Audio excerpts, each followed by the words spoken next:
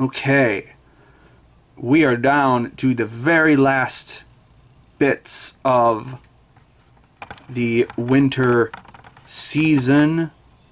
We got 7 randoms left plus Frieren at the end. So let's take a look and see what we roll next. It is 6. The Demon Prince of Momochi House. Have not heard a single person talk about this.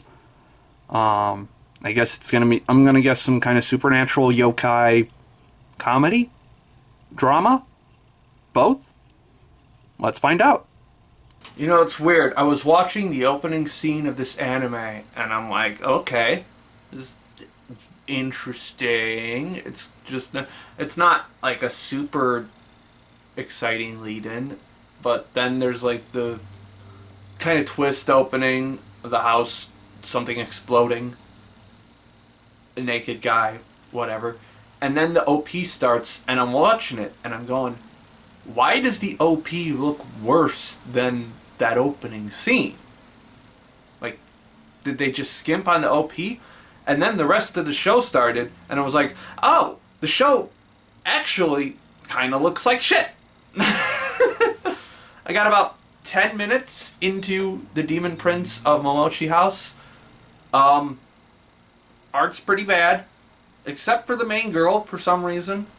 Like, it's gonna be a pretty boy show, it looks like. Reverse harem-ish vibes I'm getting, with a supernatural bend to it. Kind of a, what's that one called? Hajimara, no. Kami-sama Kiss, that's what it was called. Kind of that vibe, but less interesting. The girl's got some nice spunk to her, but she also feels kind of hollow. Like, not, she feels like a character fulfilling a role and not like a person. So, not super invested in her. And it's like, I watched the first 10 minutes, and I kept waiting for, I'm like, I'm just gonna give it a little more. I'm waiting for, and at one point I was like, what am I waiting for? And then the answer that came to me was, anything, I guess? Like, nothing has grabbed me at all in the first 10 minutes, other than the fact that some of the characters are kind of abrasive and annoying. And that part of the plot kind of makes no sense. Who would, like, 16-year-old girl inherits a house and she just goes there alone, I guess? Wouldn't they, a house that's presumably been unmaintained for a while? She's still a minor, so wouldn't they send someone with her? Anime logic, I guess. Show's boring anyway, let's move on. Alright, Demon Prince off the list. Down to 6. Let's see what we get next. It is 6 again. So, Delusional Monthly Magazine. Again, I have not heard a single thing about this one. Fuck it, let's jump in. Okay. I'm gonna need y'all to watch the OP for this show, because it's fucking terrible. This show has some of the worst designs that I've seen ever. The show looks fucking terrible. I was watching the OP, and I thought, I'm not going to judge it on the OP. I'm not going to judge it on the OP. That's not fair. Let's watch the show proper. So I got 7 minutes in, and it looks so fucking bad. The color design is fucking obnoxious. The color design is non-existent. There is no design to the colors going on screen. It is so garish and obnoxious looking with how bright some of these colors are. And You know this is a show that thinks it is so fucking cool when it is absolutely not. It is so gaudy and obnoxious, both visually and narratively. And like sonically too. The soundtrack is fucking obnoxious. And ugh. Ugh. Ugh. Nothing is good about this at all. I don't want to watch anymore. Let's move on. Okay. Delusional Monthly Magazine is off the list. Ugh. Let's move on to the next show. It's gonna be 2. The Strongest Tanks Labyrinth Raid, and then I think there's a much longer subtitle to this. Place your bets on whether this is isekai or just plain fantasy. I'm gonna bet just plain fantasy on this one, but we'll see. That was almost good. That was almost just barely above the passable threshold. But it was not. I watched the first episode of something Labyrinth Tank whatever. It was a fantasy series, not a straight up isekai, but it does rely on a lot of video game language, like skills and such, which I don't like that in my fantasy anime.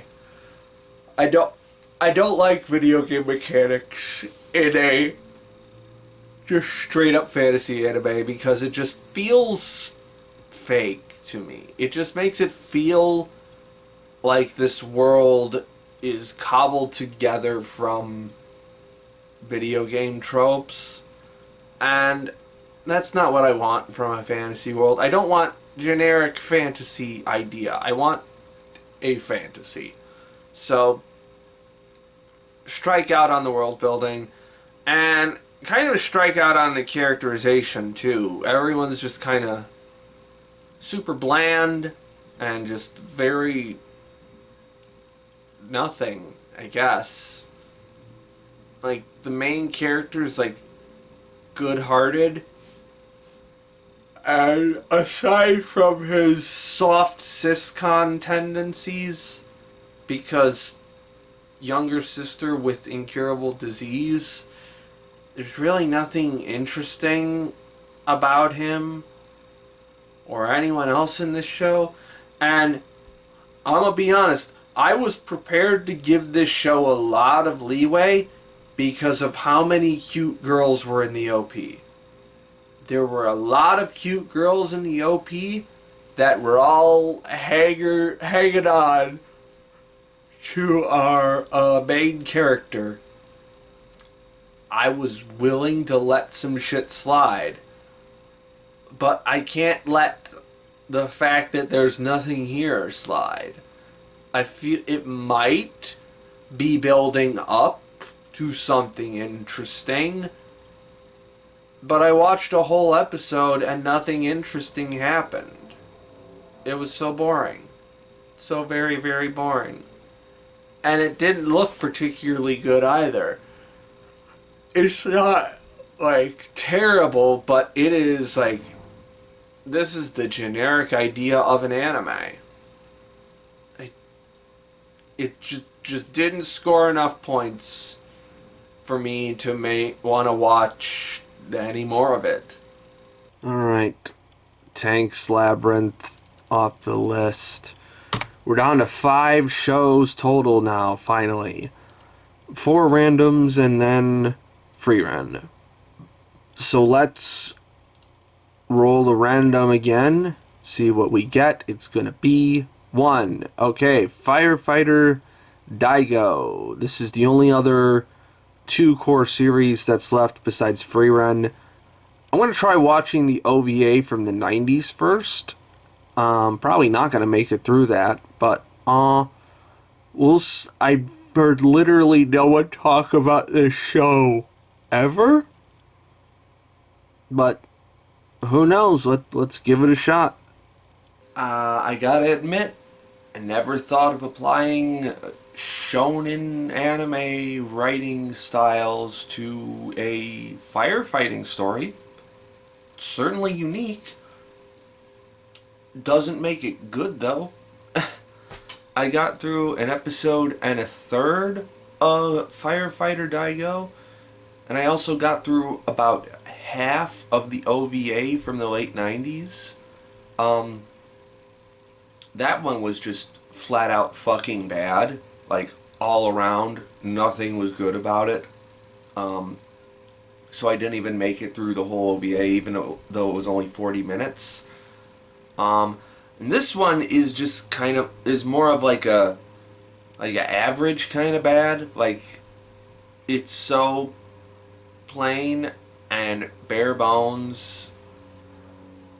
The only thing unique about it is that it is about firefighting. Other than that, it is just the most... Like, you can see the thin veneer of shonen tropage layered over everything. And it just, instead of making it feel like fun and exciting, it just makes it feel corny as fuck. I will admit, the titular character, Daigo, I do see something in him, in that I see a very particular autism that I also have. In the first episode, it's kind of like it's that sort of like, oh, I just assumed that you knew what I was thinking in that moment, that kind of stuff. So at that point I was like, well, this might be a fun character, but no one else around him is interesting in any way whatsoever, so it doesn't matter. Also, the opening scene is so fucking weird. Like, you think it's just like a normal fire, but then like you can, if you look around at the background, you can see like half of the fucking city is on fire, and at one point it looks like meteors are hitting the city or something. And then it just cuts to the flashback training arc. Don't fucking get that at all. It's weird and boring, which is the worst kind of weird. Like, you can... Why am I even talking about... No one bothered to watch this show because you probably already know that it's fucking boring. It sucks. We're moving on. Oh yeah, I forgot to mention that, like, when I started the second episode, a solid 4.5 minutes of it was recap from the first episode. So that plus the OP meant that we didn't get to new content till 6 minutes in to the second episode. So this show sucks. We're taking it off the list. Down to 3 random shows left. Let's see what we roll next. 2. The Weakest Tamer began a journey to pick up trash. This is, okay, some kind of weird fantasy anime. Let's take another bet on fantasy or isekai. Last time it was fantasy. I'm going to bet isekai this time. Let's see. Well, that's another one I definitely wasn't expecting to finish, but I ended up finishing, what's it called? The Weakest Tamer begins a journey to pick up trash. I think that's the whole title. I wish it had some kind of abbreviation. Whatever. So yeah, ended up finishing that. Questionable as to whether I needed to, but the vibes were nice. So the first thing right away with this series is this is meant for a much younger audience. This is not like your teenage or young adult audience that a lot of isekai are aimed at. This is like at oldest middle school. Perhaps even like early middle school, late elementary school grade stuff. Weirdly enough, for some reason, I couldn't stop thinking about Chronicles of Predain while I was reading it. If you're not familiar with that title, that is where the Black Cauldron comes from. So if you've seen the Disney movie or read that book in particular, that's what I'm referring to. Although even then, the Black Cauldron is a little bit darker than Weakest Tamer, which is one of my main criticisms that we'll get to in a bit. But also, I will say, like, the opening arc of this, not bad. It had all the right trappings of something for like that. Once I realized what age demographic this was for, my perspective shifted rapidly. And so a lot of stuff I was a little bit more interested in from like that perspective, but not entirely forgiving of, because there is the first arc does a really good job of like showing how this character is just sort of exiled because of superstition and people in power, and a lot of this show, a lot of the theme, I guess you could say the central theme of this show is like trust and being able to build up trust in other people in order to confide in them, because our main character, Ivy, is basically betrayed by everyone around her, thrown out of her house by her parents. The village tries to kill her because they think her being like... So in this anime, it's like they have like... Everyone has like skills that they're born with, and when you're like 6, you get tested to see what skill you have and how many stars you have. And I guess in their village, the superstition was that a starless... well, not a superstition, it's sort of... If you're born starless, that means your skill is worth basically nothing. And so you're kind of not really worth anything. There's definitely an idea of... It's that classic, like, very Japanese mentality, and American mentality to a certain degree as well. Let's call it a capitalist mentality, I guess you could say. If you don't have skills that you can contribute to society, then you are worthless. So that's definitely one of the early themes in this, and overcoming that and learning that you have your own worth regardless of what society assigns worth. Regardless of what society assigns your level of worth, you have worth that you can decide on your own. And so I'd say that theme was pretty well fleshed out as well. Not well fleshed out, but well realized, I guess. It's a fairly straightforward series. There's not a lot of complexity to it. So, which kind of becomes an issue in certain spots, because for two main reasons. One, it's not a particularly great looking show. It nails what matters, I guess you could say, in that Ivy's character design is always really good, and the slime that she ends up traveling with, Sora, always looks really fun and bouncy, and very occasionally they will nail like good lighting and some decent imagery. Outside of that, this is not a very good looking show. It's average at best and incredibly mediocre at worst. Like, there is stuff in the first episode that just kind of put me off entirely, with a lot of I guess rigged animation, like rigging. There were like the way some like pots and pans were moving around looked really terrible.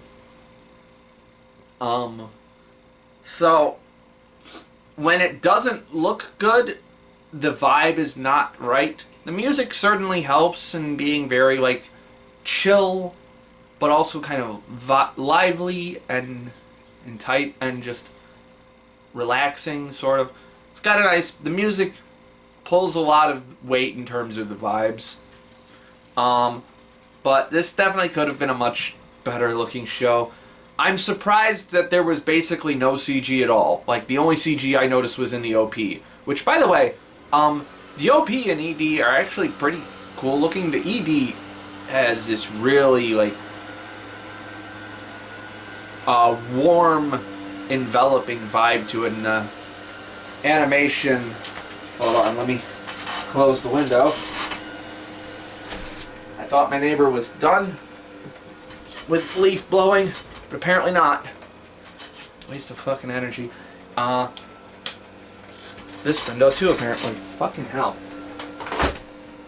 Whatever.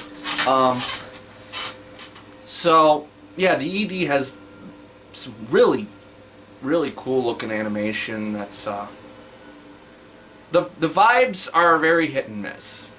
And the second thing, big complaint that I have about this one is that it's really not... there's not a lot of...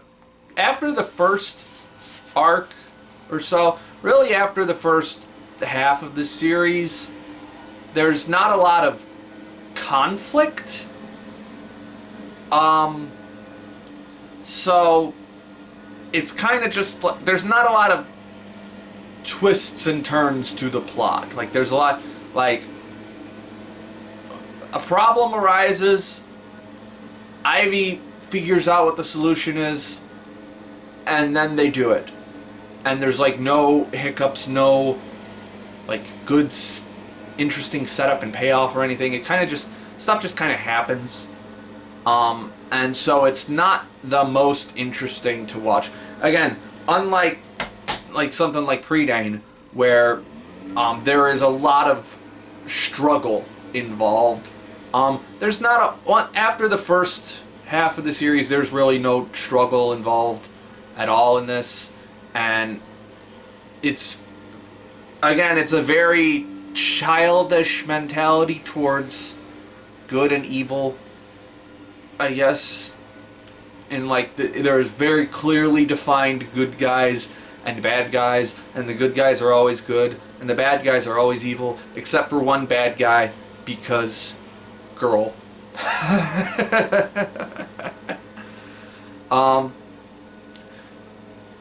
Speaking of, while we're on the subject of morality, there are some very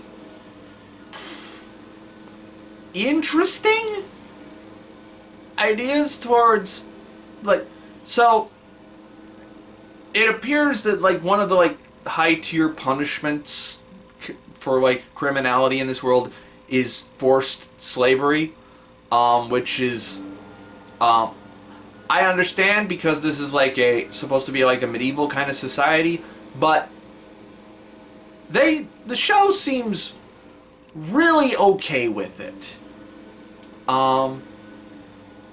Which makes this extra awkward that I'm recording this on Juneteenth.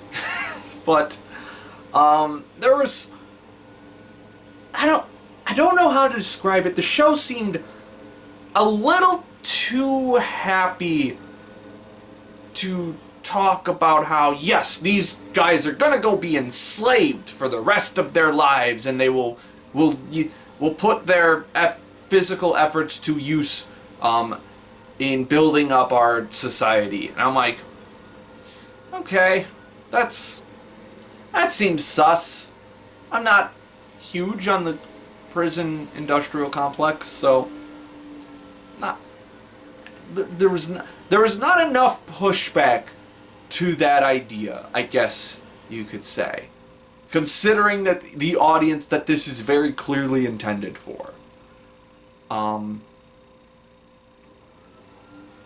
So that was weird. Also, as I mentioned, this is an isekai. With the exception of episode 10, it doesn't... Jesus Christ, dude, how long are you gonna fucking leaf blow? Fuck. Sorry. I fucking hate leaf blowers. They're the fucking worst. So... Right, this is an isekai, and that does not matter at all except for episode 10. Because it's not a character from our world reincarnates as this child. That's kind of like half of it, because the main character of this show is the person that was born into this fantasy society, but she also has the voice of our isekai person in her head, but we don't hear it. So most of the time it's just her repeating what the isekai voice said, and a lot of the time she just ignores it and does what she was going to do anyway. So, like, the isekai thing serves really only two purposes. One, to make Ivy, allow Ivy to act more adult than she actually is, and like survive a little better than she normally would for like a 6-year-old who was kicked out, or an 8-year-old who was kicked out into the wilderness. And two, episode 10, where they discover a plot by an evil organization, and they have to figure out how to entrap all of these people without letting on that they know who these people are. And the isekai voice just comes up with all of it, and Ivy just passes it off as her own thoughts. It was just really lazy. So, I don't know, man. I don't think I could recommend this one, because it's just everything just happens too easily. Conflicts are resolved way too easily, even by like children's media standards. But it wasn't unpleasant to watch, except for like at the end where this big bloated corruption plot takes forever to resolve, and you just see it being resolved at every step of the way, and it's just frustrating. I wanted to like this, and the first half I did like. It gives you a really strong sense for who Ivy is as a character, but I mean, I made it through it, so there's that, I guess. Alright, weakest Tamer is complete. And I don't think we're going to scroll up that far. We're going to put you just over Sailor Moon in the number 14 spot with a strong 5. Could really go either way on that one. A little pretty disappointing in the end, but you know what? I finished it, so that's something. Okay. 2 randos left. Let's see which one it's going to be next. It is 1. So 7th time loop. This is another villainous one. Let's see if it's better than the other villainous one that I hated early on in this series. Let's go. Okay, another unexpected finish. Just wrapped up all of 7th time loop, something villainous, whatever. Okay, before I jump into the good stuff, bullshit title. This is even less of a villainous anime than Weakest Tamer was an isekai anime. Because it is just a flat out lie that this is a villainous anime. The closest it gets to being a villainous anime is the very introduction, where the events of a villainous thing happen, where the fiancé breaks up with the so-called villainess for being villainous, which did not happen actually at all in this. It's actually a case of someone else scheming to get her, to have her engagement broken off so that they can be engaged to this prince or whatever. And the main character is not a villainess at all in any way whatsoever. She just kind of, like, takes the blame for being one or whatever, but it ends up getting resolved immediately, and no one thinks of her as a villainess after that. So, fuck this title. Whatever part of the title talks about her being a villainess, it's a fucking lie. Which is also kind of one of the reasons why I was a little hesitant on this one, because I'm kind of getting sick of villainous anime at this point. Like, they're right up there with... Well, not right up there, but they're almost up there with isekai in terms of, like, just riding the coattails of a genre trend. Because, like, I like Tamefura. I'm pretty sure there was another one that I liked. I'm reading the novels for I'm in Love with the Villainess. Outside of that, I haven't really liked any of them. So, and I'm not going to count this one as a villainous anime because it isn't. Also, I was actually kind of concerned... Another reason why I was concerned about this one is Seventh Time Loop, because I am not a fan of time travel stuff. It's pretty much just Steins Gate, and that's about it that I enjoy. I'm sure there are some other ones, but what I like about this one is that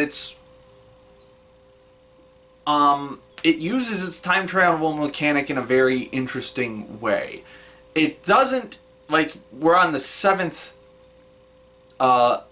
life of this main character, Riche, and instead of just trying to do the same exact events and trying to, like, fine-tune them as she goes along, she ends up doing stuff completely differently every time, and just because of the quirk of how this world works and because of the geopolitical politics, she just ends up dying roughly at the same point, but through different means. But it's all because of a war that the main love interest in this, Arnold, ends up starting. So, and I like that, not just because it's an interesting take on time travel formula, but also it makes her so much more of an interesting character, especially in how she, like, uses her time travel knowledge to do things. Like, rather than just, like,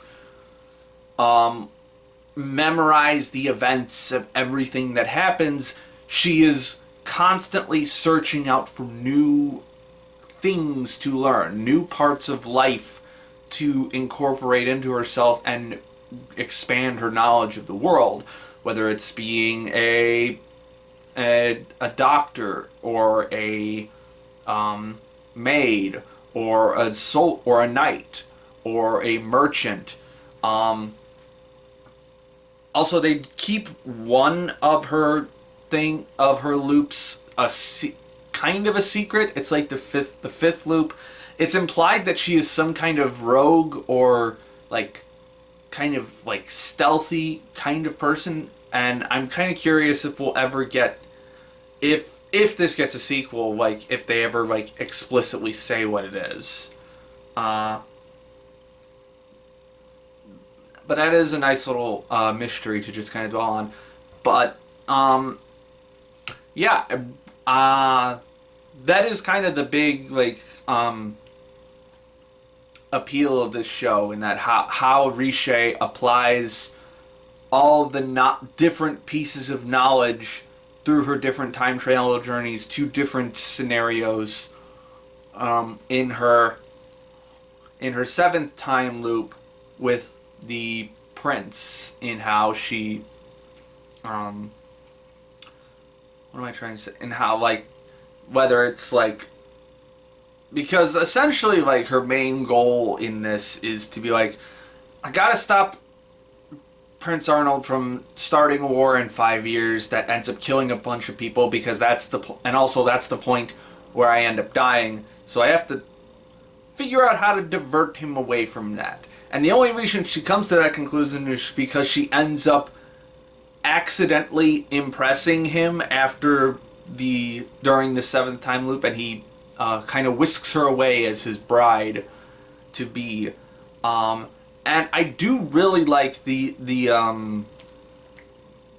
character dynamic between these two, where they are very much not hierarchically on equal footing, but in terms of like how they play off of each other, there is definitely like this nice give and take to their relationship that makes them feel like they are actually like interested in each other. So the romance element that's there doesn't feel forced in any way, and you actually kind of want them to end up together because they actually feel like they're a good fit. And also just the way that they interact is so fascinating, and how they're evil like the Riche is able to kind of push Arnold's buttons because she just has all this knowledge of stuff that happens during this 5-year-ish time loop, and the prince is able to do that because he's just kind of dashing and very charming. So it's a fun little give and take between these two. I feel like I had more to say about this show, but I kind of don't. That's really the main appeal of this one. In how Riche kind of applies her knowledge to different aspects of the political sphere that she gets involved in with Arnold, and how that plays out for her. Some of it stretches the boundaries of like suspension of disbelief, with, for example, in the finale, with how quickly she's able to come up with the concept of fireworks based solely on the idea of black powder. You could argue that she's had that idea for a while, but it's not really like foreshadowed well enough, I guess. There are certain elements where you could say, well, it's right there, but it could have done a little bit more with that. But you know what? It was constantly entertaining seeing how she was going to use her knowledge to impress people. Both her knowledge and her, like, her social savviness and her charisma and her general, like, rhetoric, the way she presents her ideas and herself in ways that allow her to woo people over. Oh, there is one more kind of idea I want to talk about narratively, is this idea of like tools or people or positions being inherently good or evil. This kind of absolutist view on like morality. Like I think the black powder is probably the best example of this, because it's like, we're essentially, black powder is gunpowder, if you don't know. We're introducing gunpowder to this society that only has like swords and bows at this point. Actually, I haven't seen a bow at all in this series, now that I think about it. But we're introducing gunpowder to this society where, and in particular, a kingdom where Arnold has expressly stated that he has no problem conquering other nations, because he kind of sees himself as this like dark ruler who is destined to kind of conquer the world. Not because he wants to, but because he sees himself as being much darker than he actually is. And I like this idea of Riche using the idea, turning the black powder into fireworks instead of guns or bombs, and the idea of like Arnold mistaking a swarm of fireflies for like torches during a raid. Just this idea of like, yeah, things can go either way. There isn't like one definitive way for people to do things. It's all in how your willpower and what you want to do in the world. So that was a fun little message. And I think that's really all I have to talk about narratively. And visually, I don't really have a lot to add. It's pretty average looking. The character designs are solid. Riche always looks really good. And when it needs to look really good, it does. Like, some of the skyline shots are really nice. When they want to pull off some polish on the character designs, it's always good. But there's not... It's a very static looking show. A lot of still shots, a lot of panning shots. Very, very rarely is there anything interesting going on with the camera. So it's not visually all that interesting. So it's a good thing that the story manages to carry it. And yeah, that's really all I have to say. I was kind of shocked with this one, mostly because the title is just a total betrayal of the point, or just a complete like bait and switch. That's the word I'm looking for. So if you're starting to get sick of villainous anime, don't get put off by this one, because it is not a villainous anime in any way whatsoever, and I think it is definitely better for it. Okay, 7th time loop is complete. And we're gonna put it in the number 11 spot with a decent 7. Fun show. Could have looked better, but fun show. Alright, only one more random left before we get to our final show, and that is Mr. Villain's Day Off. Have not heard anyone talk about this show. Let's find out what it's about.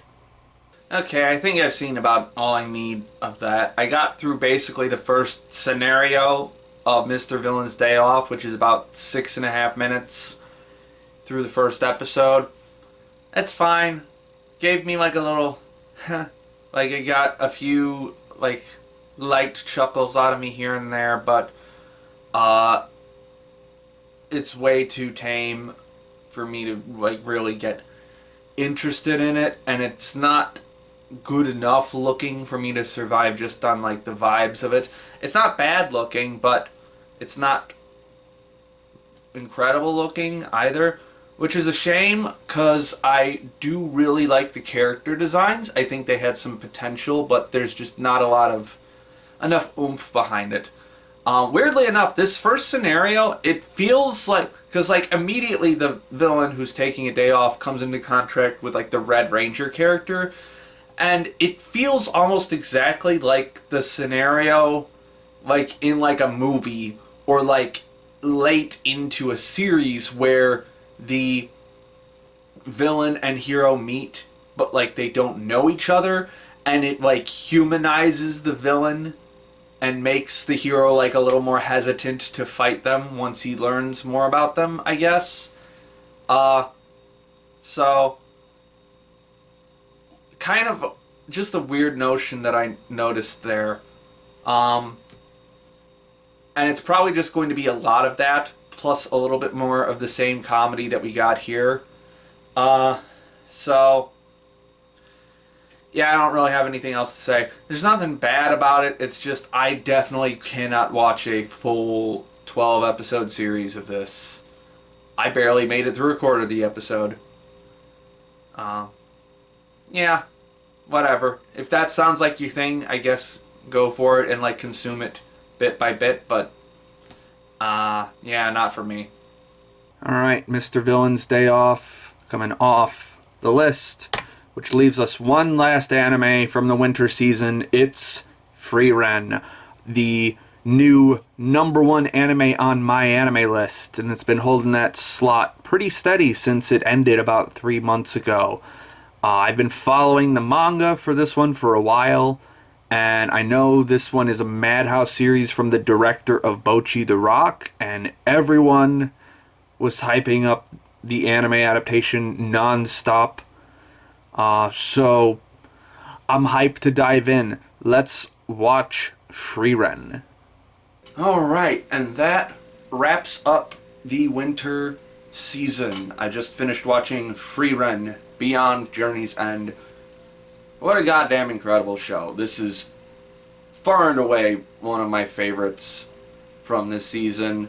Might be my very favorite. It's definitely right up there with Apothecary Diaries. We'll see where I put it once I get to the main list. But man, this is just a goddamn incredible, straightforward fantasy series. Like, I'm sure you've already heard so much talk about Frieren already, but now I'm going to talk to you more about things that you've probably heard already, but I'm going to say, like, just from the foundational premise of this show, of this story, it is just so fascinating to see the ideas that it comes up with. Like, this idea of, like, it's still like a very straightforward fantasy series, but it takes place after the defeat of the big bad. And normally that kind of setting is like more of a, like a, normally that's sort of reserved for like the comedy space in certain realms, but it's just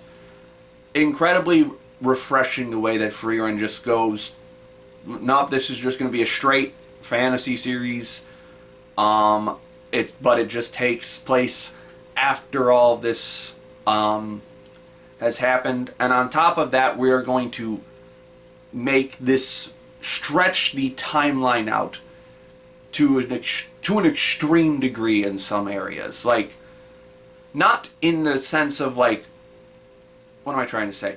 Like, it's still, like, very straightforward once, like, the actual main story of Frieren is just straightforward, fun adventures, traveling companion, so on and so forth.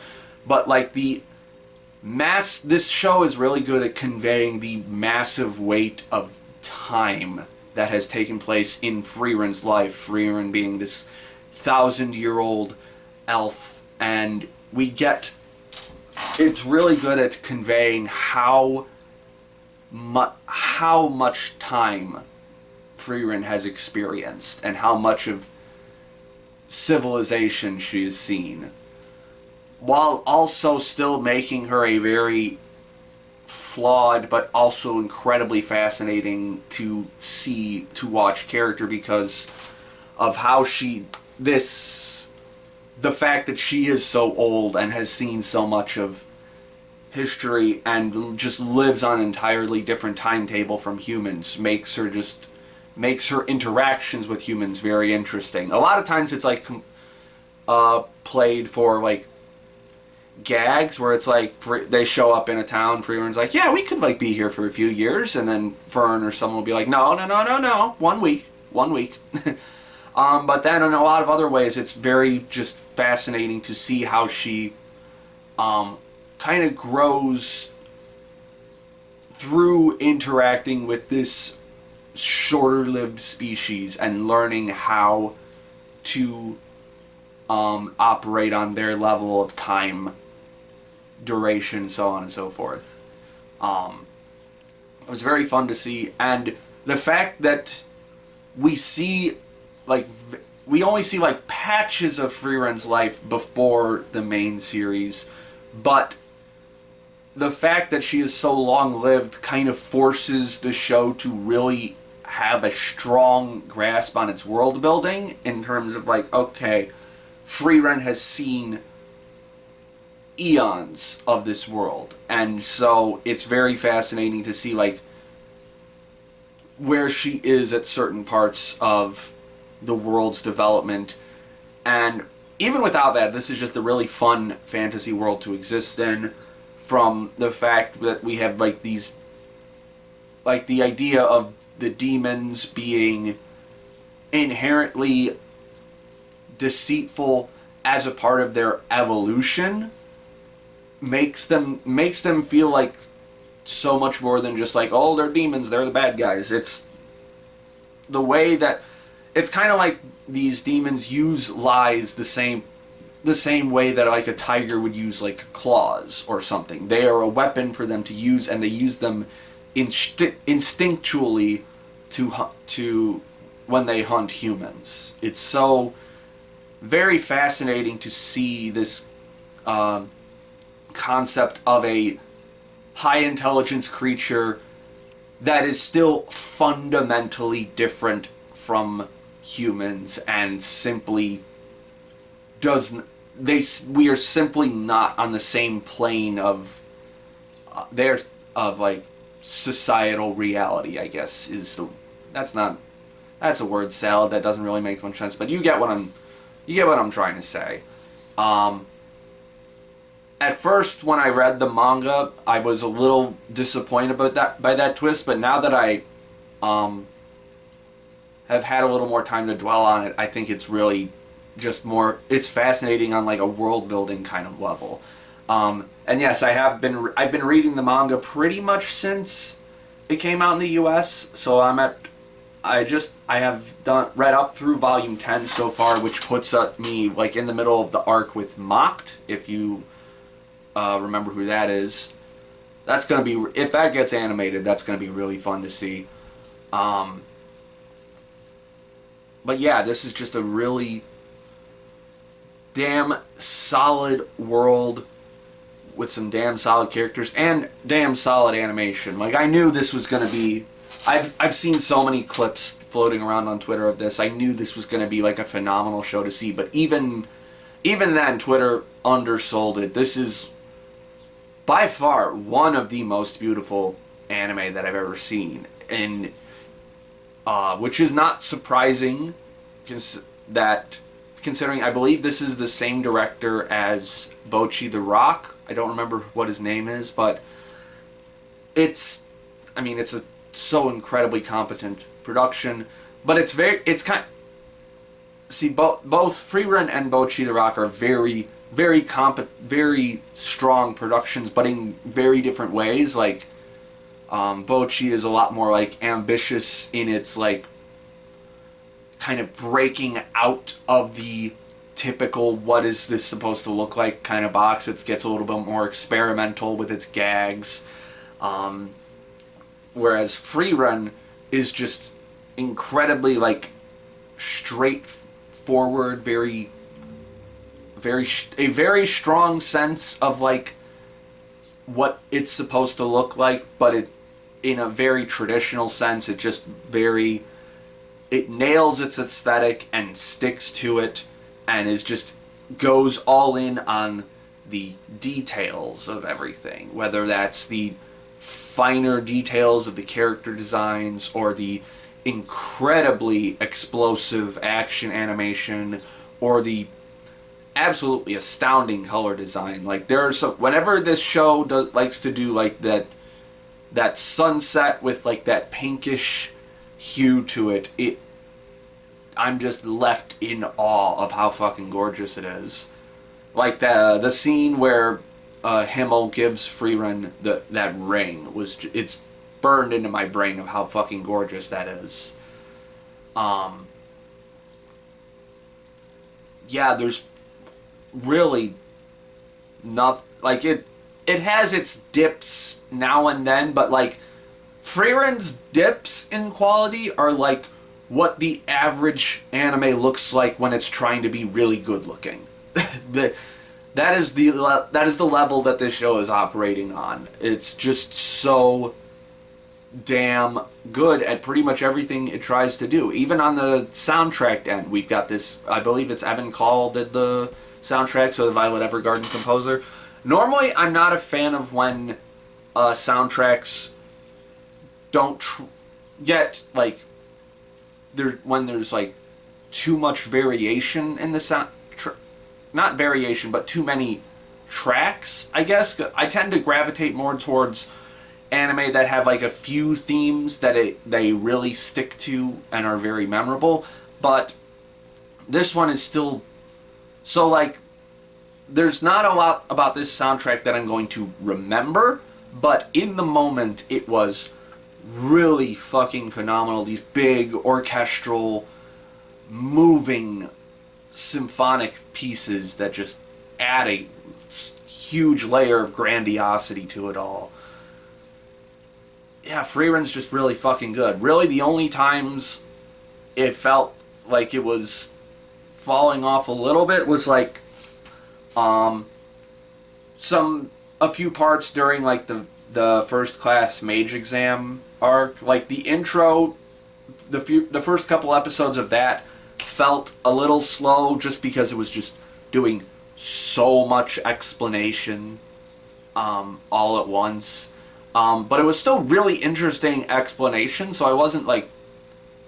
I didn't dislike it, it just felt like it was really dragging sometimes. And also, like, that it has this tendency, like, during the back half of that arc to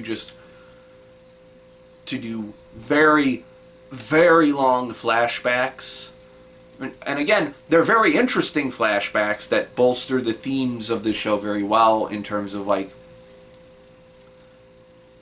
just, again, going back to that central idea of, like, time and how the movements of history affect people differently depending on how long they live. But so they're still very interesting flashbacks. It's just they do a lot of them. So yeah, really my only big, not even a big critique, this is like a nitpick of Frieren, is that the pacing in the Mage Exam arc is really good. Or not, the pacing gets a little wonky sometimes. And I know, like, there is sort of a debate with this show about it being better at doing the small slice-of-life-y adventure moments better than when it tries to be like a big shonen action kind of thing. I disagree. I think it does both of those phenomenally well. And honestly, I don't think I really have a preference for either or. I think it's fun to have these, like, a nice chunk of fun episodic stuff and then, like, a nice meaty arc to follow it up. So yeah, I always trap myself in this kind of loop of, like, oh, it's the last show of the season, I should have more to say about it. But you know what? I kind of don't. Frieren kind of speaks for itself in just how it does a lot of things really well. And it also does a lot of things, which is one of my favorite kind of shows. Like, it's not quite an everything show, where it just throws every single thing possible into it, but it does a lot more than your average fantasy series attempts to do at once. Whether it's this, like, in terms of its world building, in terms of its, the way that its characters interact with each other, the way characters grow, and so on and so forth, the way that the world interacts with itself in a certain way. It's just such a fascinating, very fun show. I certainly hope there's going to be more. I don't think they've announced the season 2 yet, but yeah, I mean, Frieren's good. You already knew that. It's the #1 show on my anime list, and it's maintained that spot for well after it finished airing. Do I think it deserves that spot? I don't know, to be sure. It's not a show that I dislike being representative of peak anime. Yeah. Damn good show. Now I'm going to figure out how to rank this now, but God, I really wish there was more to watch, actually. I'm very sad now that it's over. Very fun show. Okay, Frieren is complete. We're going to scroll close to almost the top of the list, and we're going to put you in the #2 spot with a light 9. Definitely my favorite of the winter season, although it's not too far above Apothecary Diaries. They're both pretty close for me, but Frieren edges it out just a little bit. And with that, we are finally done with the winter season. So, yeah, just as a little post-op kind of thing, that's 16 anime completed, which is right at where my expected maximum. which I don't think has ever happened before, at least certainly not as long as I've been keeping track of this for this series. And some of these aren't even shows that I expected to finish, like Healing Magic and Weakest Tamer and stuff. So definitely a surprisingly solid season. I got 3 favorites out of it with Frieren, Apothecary Diaries, and Bokuyaba Season 2. Yeah, surprisingly strong season. Speaking of which, that means it's time to jump into the next season, the spring 2024 season. We got a lot of stuff to get through, but that'll be for next time. Damn it, I ruined the outro again. Oh well, I'll see you then.